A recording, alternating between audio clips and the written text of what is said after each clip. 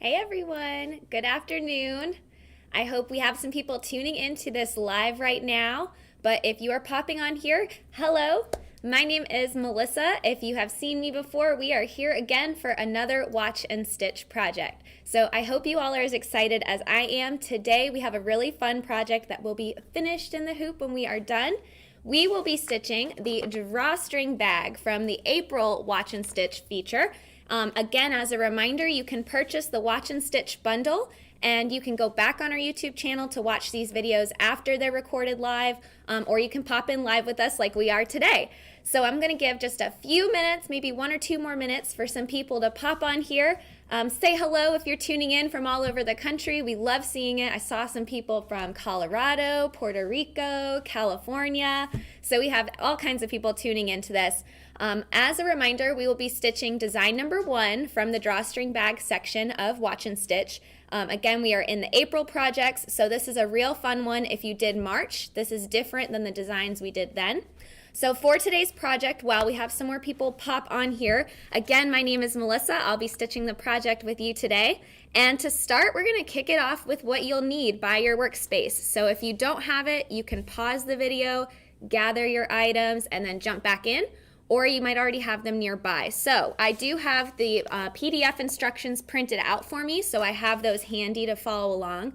And if you check the PDF, it will also tell you what materials you'll be needing. So to do the drawstring bag, I already have in my machine a piece of tearaway stabilizer hooped, and we will need a second piece for the second hooping. So this project does require 2 hoopings. So we'll make the back of our bag first, and then I'll walk you guys through putting the pieces together and making the finished bag. So we will need 2 pieces of stabilizer. I have a very fun, cute little ditzy print cotton here with some tiny little X's on it. We had our behind the scenes help Brooke pick out some fabrics and colors, so they are a little different than the ones that you'll see in the Watch and Stitch, but I am stitching that cute little llama bag that you'll see in that bright lime green. So for the bag, we have 2 pieces of base fabric. They're about 9.5 by 6 inches each, and they can be the same size. And just for your knowledge, we have went ahead and interfaced it, but this project's not super stitch intensive, so you don't have to interface your material if you don't want to. But if you see the white side, that's what that is like a white shape flex iron-on. We have some coordinating threads to match my base fabric and my accent color for the stitching. And we also have embroidery tape, some scissors that will be handy for trims, and then our string and a safety pin for finishing the drawstring channel. So if you have those items around, we can go ahead and get started.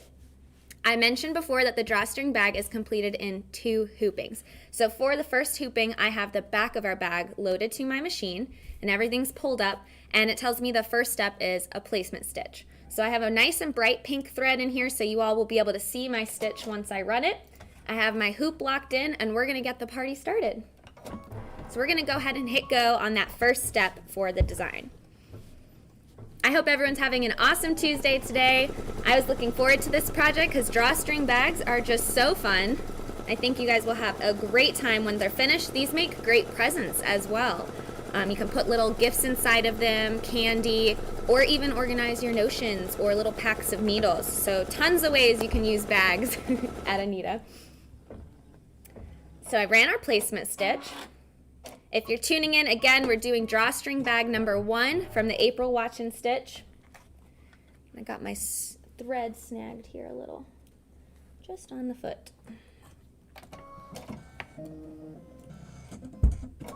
All right, I'm gonna pull that out and show you what it looks like. One of my threads didn't want to perfectly go in there, but you'll still be able to see the shape. So we have, see if I can get it a little bit brighter. We're gonna get someone to focus. Will it work? Nope. Maybe not. Just a little bright. It's just a little bright. So we have a placement stitch here.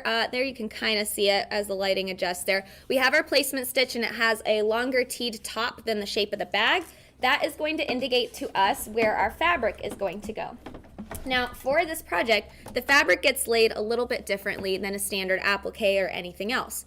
We're going to have to fold the fabric in order to have a clean edge. So I'm going to take my material, pretty side is facing down towards the hoop. I'll pull back that corner so you guys can see it there. So we're gonna lay our fabric right side down and along the top edge of that line. So if you can see here, you can see that top line. We're going to line up our fabric just along that line. Make sure it's kind of centered to the left and to the right. Move my little thread there. And then once I have that position, you can use tape, or what I'm going to do, since you guys can see me right here on screen, I'm going to just watch it with my hands, make sure it doesn't shift anywhere weird. And we're gonna run that step. Now the next step, instead of a tack down, it'll make these different looking L-shaped arms, kind of like upside down L's. And I will walk you through the trimming for that and what it looks like, but it is important to note that there is 2 little teed arms. I only got 1, Brooke. This one's stitching only 1. We might have an unfinished file. All right, so I'm gonna go ahead and run the next step, which is a folding stitch.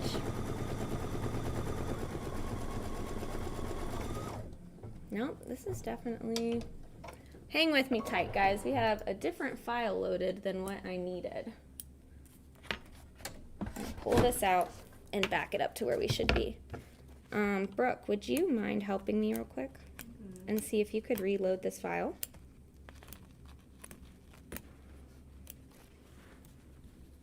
Now, if you're watching live, I'm taking out the fabric. We'll start over. Brooke, I'm gonna need the file for that, and then we'll get another piece of tearaway too for the second hooping later. All right, we're gonna try that again. It looks like we're missing one of our L's in this file for some reason. So we might have grabbed an incorrect file. So since my stabilizer has a little bit of holes in it, I'm going to stick it back in and run the very first machine step, which was that placement stitch, just so that we can see it again while we're waiting on the other file.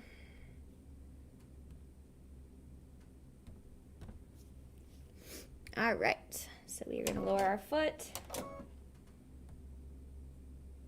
1 stitch in. You could talk about your flash sale while I get it. Yes, while we're waiting, I'm gonna have Brooke do that. We are going to look at our flash sale item for today. We have a very exciting needlepoint floral collection that I have some footage to show you some detail shots of this. Now, this collection was released in May of 2018. And this was an Anita's Express project. It's called Needlepoint Florals. This one comes with 12 different floral designs, and they are done in our needlepoint style with that 15-ply thread repeating over each little pixel of color. Now, that's today's flash sale, which I was going to announce a little bit later, but you're getting a sneak peek of it early, so you can already go ahead and start shopping. That one will be price adjusted online for you, so you can add that to your cart and you'll get 50% off. So what's normally $30, we've marked it down to $15. And again, they make beautiful needlepoint floral designs. And we have 2 little samples that you saw there earlier, stitched out and popped into some wooden hoops. They look great hanging on the wall or in your sewing space, or even embroidered on things like jackets.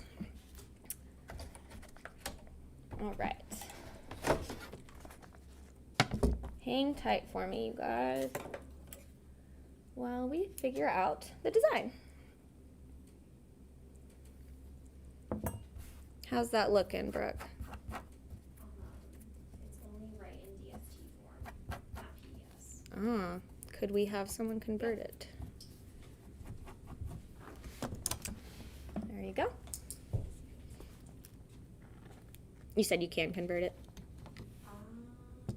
You don't think it'll pop up on there with the DST? It might. We can try it. We're trying to get the correct file format. I think we had the wrong one loaded, so that's why it wasn't working right for me, and that's my bad. But we will be getting that PES file or DST, and we're going to try one of them in this home machine and make sure it's working for you. So let me reload that back of the bag, and I might just need a new piece of tearaway for later. I'll use the clean one for this stitch out here. So I got a new piece of tearaway hooped in here for it. And we're going to try reloading that design since I think we had just the wrong embroidery file. It was making a bag, but it didn't have all the parts that we needed. Was it back 1, Brooke? Oh, it's the DST. I see. She gave me the machine file for the commercial machine. That looks like we got some stuff going on in here we need. Let me make sure. Yeah, there we go. We just had the incorrect file. So that gave you time to grab your materials, and you get to see me in my natural state of making sure we have everything we need to get it going. All right, so to recap and start fresh, so if you were tuned in this whole time, you might have a head start on me. We have a fresh piece of tearaway hooped to our hoop size. We have our back file loaded. Again, if you're popping in, we are now going to start stitching the Drawstring Bag from this month's April Watch and Stitch. So again, we'll be doing the bag design number 1 with the llama on it. I have my back file loaded and everything looks correct in here, so I'm gonna go ahead and start that first machine step, and we'll just take it from the beginning for you.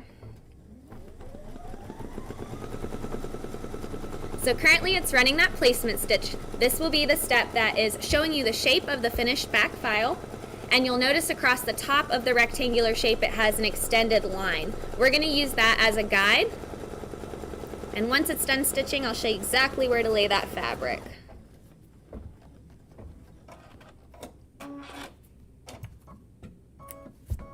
All right. Now, bear with me because my fabric had a tiny little spot on it since we tore it out from the first incorrect piece, so I'm just going to bear with it and keep going. So we have our fabric. Again, I'm using that nice piece of cotton. We are cut at 9.5 by 6 inches according to that materials list. And I'm going to take my fabric and place it right side down, and we'll switch over to that hoop. And now you guys can see there is that top. Move the stabilizer down for you. So now you should be able to see that top line there, and we are going to align our fabric to the line, and we are going to run the next machine step. Now this is where it was incorrectly loaded, so I knew something was weird. What you should be seeing on step 2 are the 2 upside down L's, and it should do the left side and the right side. Now what you'll see is it's stitching in different plies. We have 2 ply stitches and then 1 ply stitches as well. So you'll see kind of a mix of stitch styles here, and I'll explain what those are used for when we do the next part. All right, so while it's still in the hoop there, and you can see it on the machine, we have a single ply, and then at the very bottom it runs into a 2 ply. So that means it's a 2 ply tacking stitch there. What I'm gonna do is take my scissors, and I'm gonna try to do this in the hoop since the camera is nice and close, you all can see what's happening here. We are going to take the tip of our scissors and trim into the corner of the L and down until you hit the 2 ply stitches. So they are a little bit darker than the top half. So I am going to snip in and then snip down until I hit the 2 ply. So now what should happen is I have a little tab here. So I know everyone can see that there. We got our little fabric tab. What I did to that side, I will repeat on the other. And I will need to move it out of the hoop because I am right-handed. So we will trim into our little tab and then again trim downwards. We're going to try this with the opposite hand. And you might not even need a trim at the 1 ply. Sometimes the stitches, once they're clipped inwards, they'll just pop out and you can go down to that 2 ply tack. So while I put it back in the machine, you'll be able to see what I do next.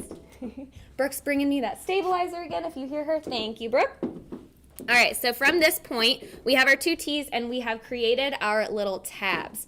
The next step in our design is going to be to secure those tabs. So I am following my step-by-steps, and we are going to take some tape, and we are going to take 2 really long pieces of tape. Now, if you look in the book's steps or the PDF steps, it will tell you long pieces are better. But what we're going to do is tape the bottom and top of the tabs and just make them flat. So take a second piece of tape. Once again, I'm going to secure the top. And as you can kind of see where your embroidery foot is positioned, we're going to be running across the middle. So the reason for the 2 pieces of the tape is to prevent your foot from catching on these little fabric tabs and ripping your project out of the hoop, which we don't want. So in order to prevent that, while we create these little tabs that are folded, we just want to flatten the fabric to the stabilizer. So now that I have it taped, we're going to run the next machine step, which should be the folding stitch. So from there I hit go, and again I'm comfortable using my hands towards the machine, so I still kind of walk the foot and just make sure it won't go underneath that piece of fabric.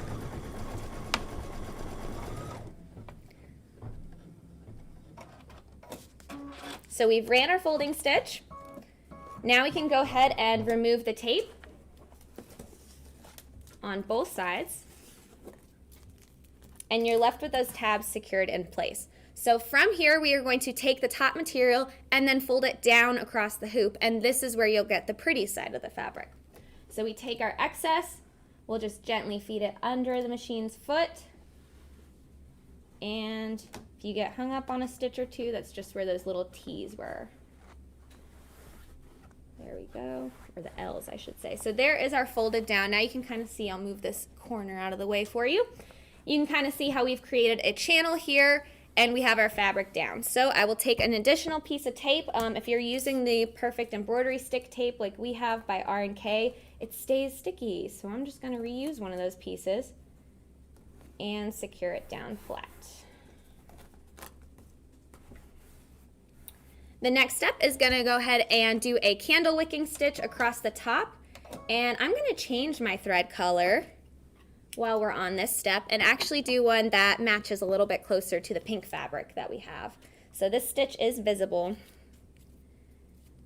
If I can find the end of my thread, there it is.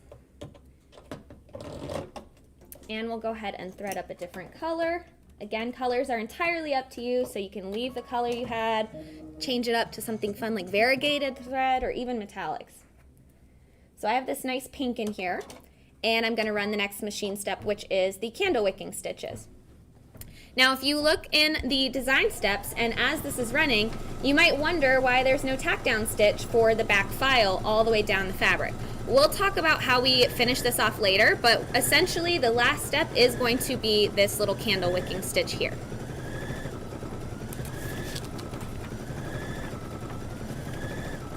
Hopefully everyone is following along just fine. I know we had that first hiccup, so maybe that time to restart gave some time for everyone to get their stuff together.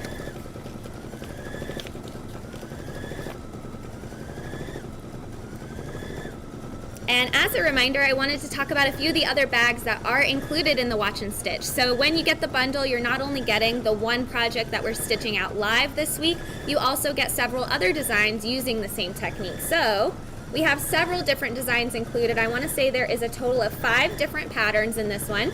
We are going to be stitching this little llama guy here. See, I can never get the right brightness for you guys. There you can kind of tell. I guess it's like this is the ideal positioning. It's right where I'm at instead of in front of me.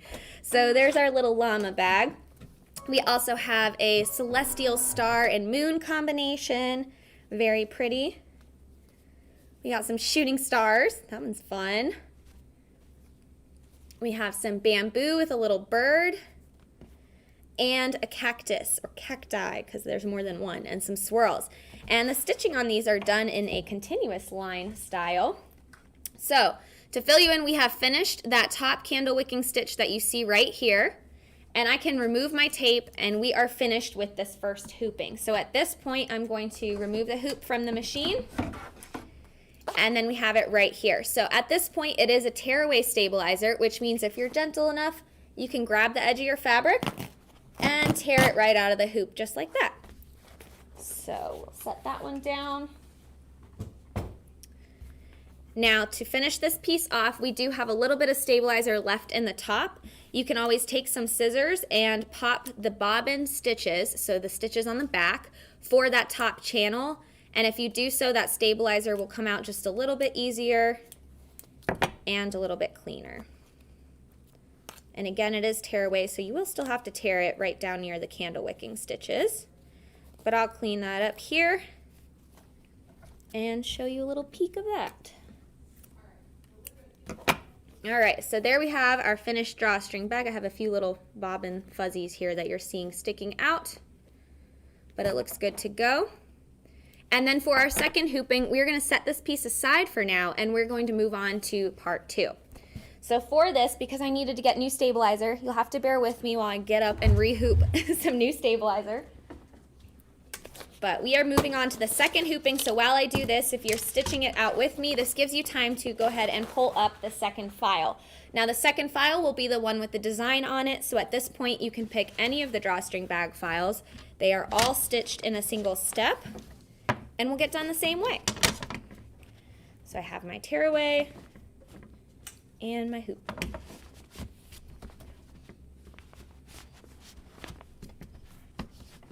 And we gotta press.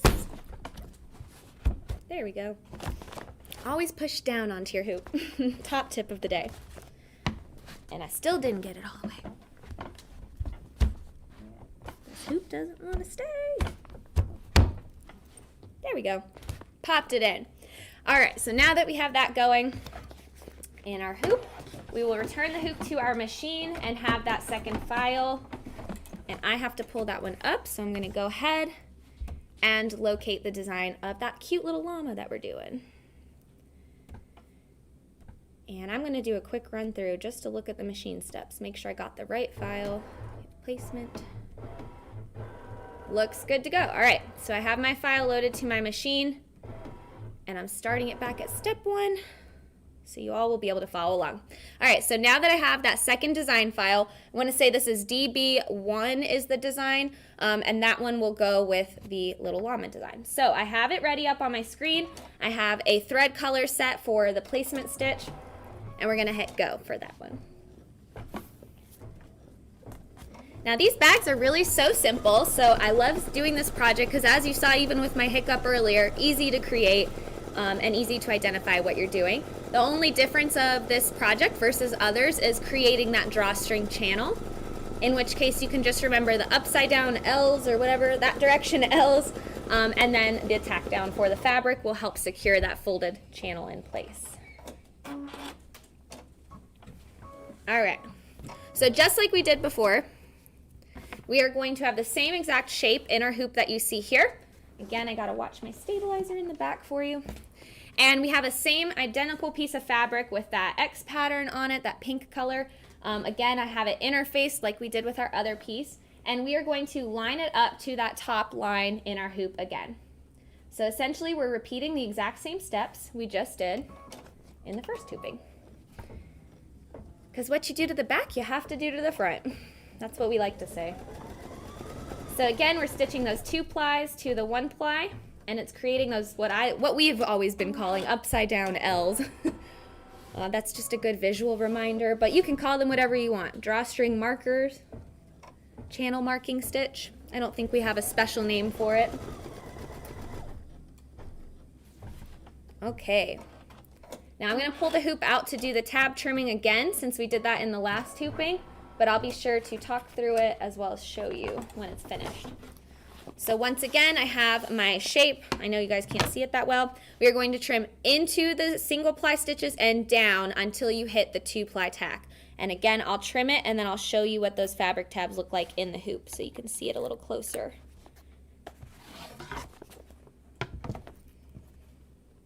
And by doing the trim down to the 2 ply, you're basically allowing the fabric to fold down and create the channel. So I have a lot of people who trim inwards, but then stop and don't remember to do the down part. We do want to create that down trim in order to create the channel.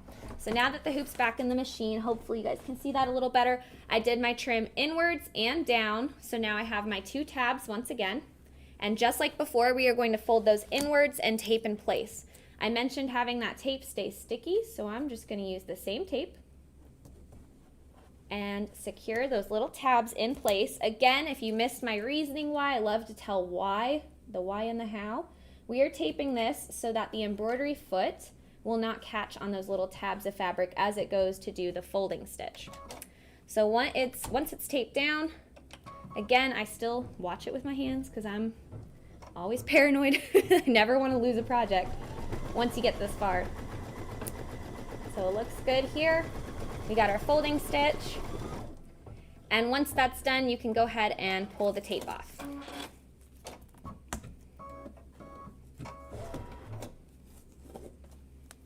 So there's our 2 tabs, folded inwards and secured. And now once again, we're going to take this top piece of fabric, feed it under the hoop, and create our little channel. Now we do have interfacing on ours, so if you see those little bits of white, that's our interfacing. I did mention you didn't have to interface. Our fabric just already was, so we will leave it the way it is. The next machine step I'm going to run just like before is going to do the candle wicking stitch across the top, that little star-shaped stitch. The difference in the second hooping is that while it also does that, it is going to do a tack down in the whole shape of the bag. So you'll actually get to see the finished size as well. So we'll go ahead and run that. Again, I'm using a matching thread color here, and that was just my personal choice, but it can be any color you want.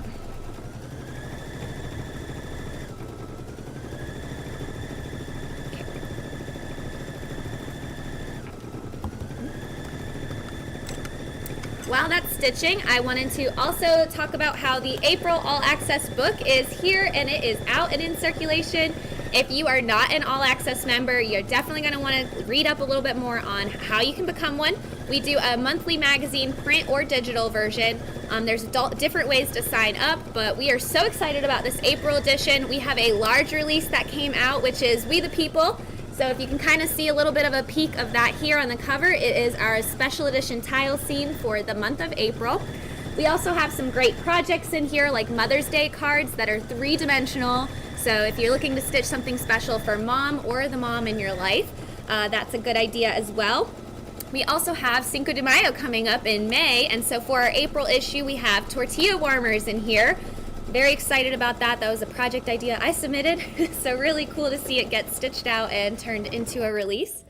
But lots to see, as well as 4 embroidery collections and a quilting collection for this month of April. So definitely be sure to check out All Access and see what you'll be missing out if you're not currently a member. So for the bag, I let that step run while I was talking to you all. We ran that candle wicking stitch across the top and the tack down for the bag. The last step for the decorative part will be the llama design. So I'm going to stitch him in this cute cream color because we have that very pretty pink, nice fabric. And I will swap out my threads. And we are so close to being done, you all. This project takes like no time at all. So I have my new color threaded in there. Make sure my little loop goes all the way through, and we're gonna run that design. Again, I'm doing design number 1, which is the little llama or alpaca. I really couldn't tell you which one it is. Someone on the comment section can at me and tell me what the correct animal is, if it's a llama or an alpaca. I think it has to do with the snout or the ears. Someone can educate me today on which animal it is. Yes, I also wanted to do a prize giveaway, so everyone stay tuned and stitched out the project with me, even though I had my little hiccup in the beginning. So as an appreciative thank you, we're doing a giveaway as well. So I think we'll do a $20 digital gift card to our website. The keyword we'll have you enter in the comments section is bag. Let's do bag because we made a bag together. So comment the word bag in the comments section and we'll have Brooke behind the scenes pick out a winner for you. And you guys will be having the chance to win a $20 gift card. I also wanted to point out, I think I mentioned earlier, how there's different designs in the Watch and Stitch set. We have multiple different designs included. There's 5 of them for the drawstring project itself. And the stitching on these is done continuous line style. So it is a multi-weight bean stitch that is ran on the front. And it's done in one single step, which is always great for us embroiderers who don't love all the thread changes. So you can pick one color, or like I suggested earlier, you could even do a variegated thread. Have some fun with color or metallics. But the beauty of this is it's one single line creating that design element for you. So you don't have to worry about trims or stops in there. And it just looks really cute and whimsical.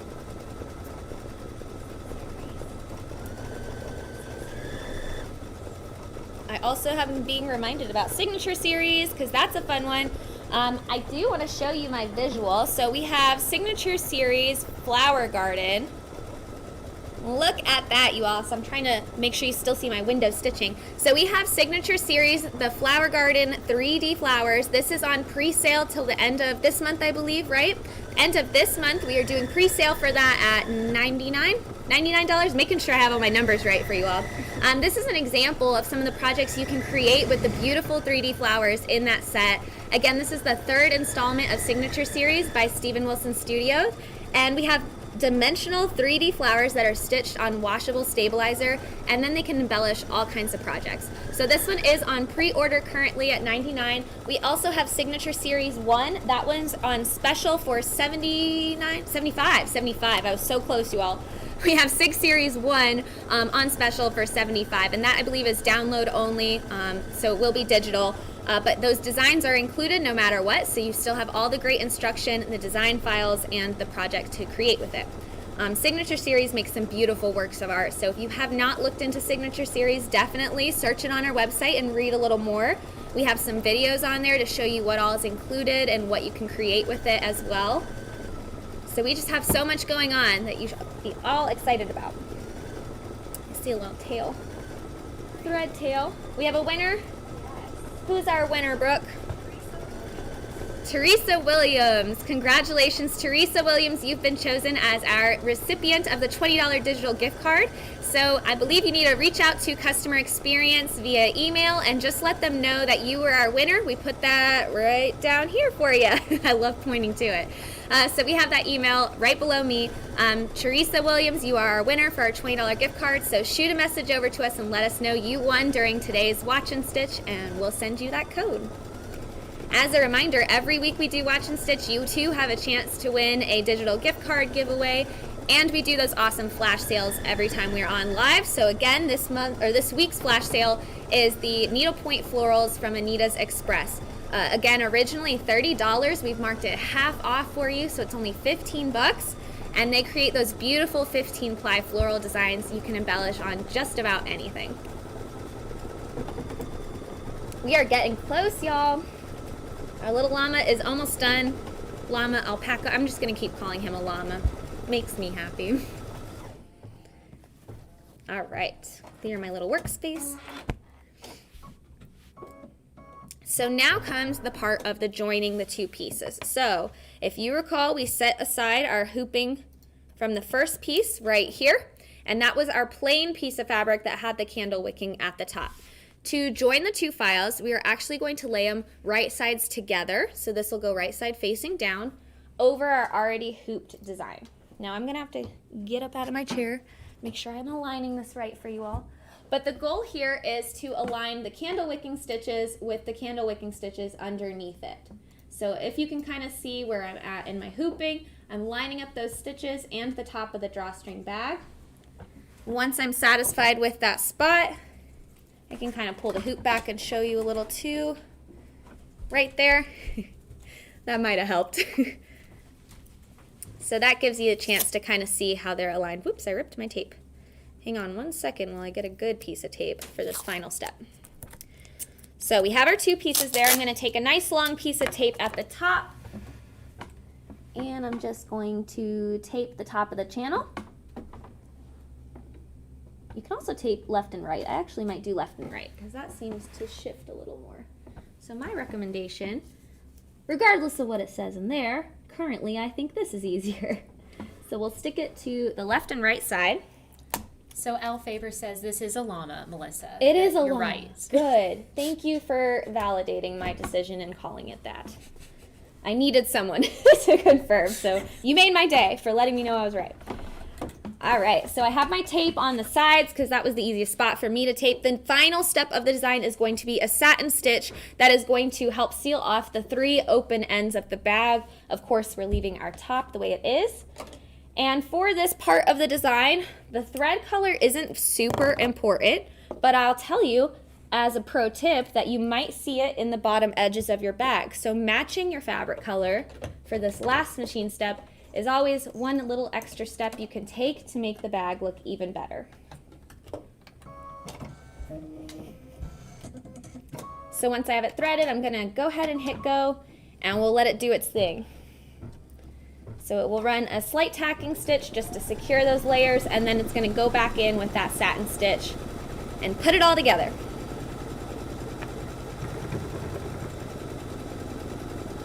And again, if you're comfortable with your hands in the machine, I still like to walk my fabric and kind of keep an eye on it just for important steps like this, where things are getting joined.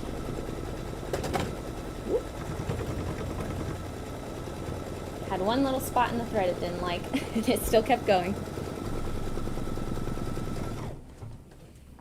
There's our tacking, and it's all in the same step, so if you're wondering why it's cutting and stopping, it'll loop back to the top like you see here, and run the satin stitch for you. Bobbin thread color is not important if anyone is curious, since it's going to be on the inside of the bag.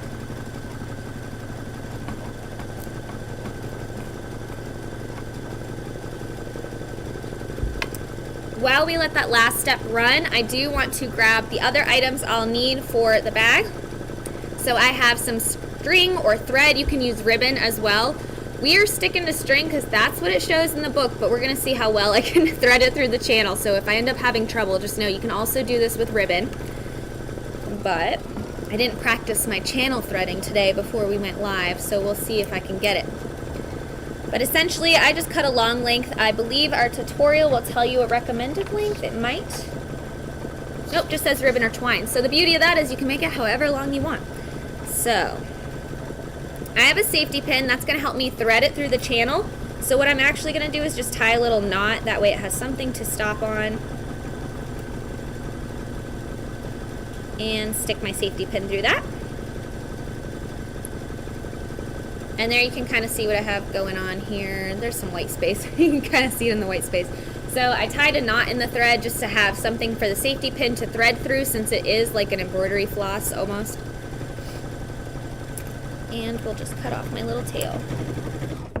So we got this ready for us, and I'll just set that aside. And our bag has completed. So we'll take that out of the machine, and then I can kind of show you where we're at with the design so far. So there it is. You can kind of see the shape of the bag within the area of the tape, and you can see the fabric at the top, which is the drawstring channel. So now I'm going to go ahead and remove that excess tape.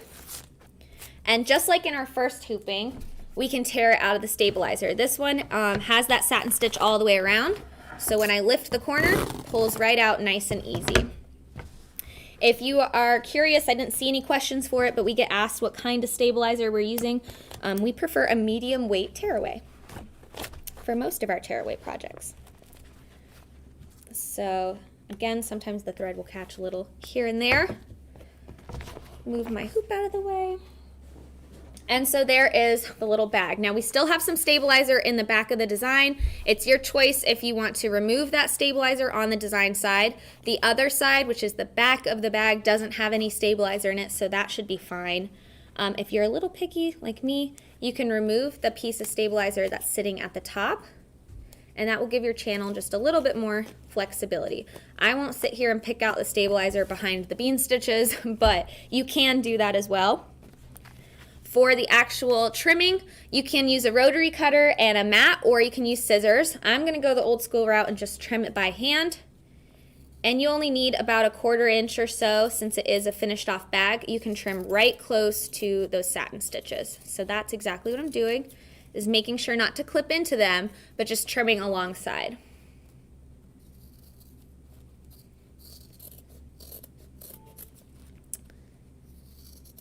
As a reminder, next week you can tune in again on Tuesday for a live stitch out, and we will have Drea stitching one of the background blocks from the April Watch and Stitch. So be sure to check out hers as well. Once you have your excess trimmed away, your bag is almost finished. We are going to take the bottom corners. Oh, pro tip again, here you go. Trim your corners. You can take a little bit off the corners. I actually don't think this bag really needs it because it's already fairly small and pointy. But you can trim up your corners at a 45-degree angle or just remove any excess bulk. We're then going to flip it right side out, push out our corners. You can use a turning tool, which is listed in the materials as an option, or you can just use your hand, which is what I'm doing here. You just poke out each corner with your thumb or even a pencil, anything you want there.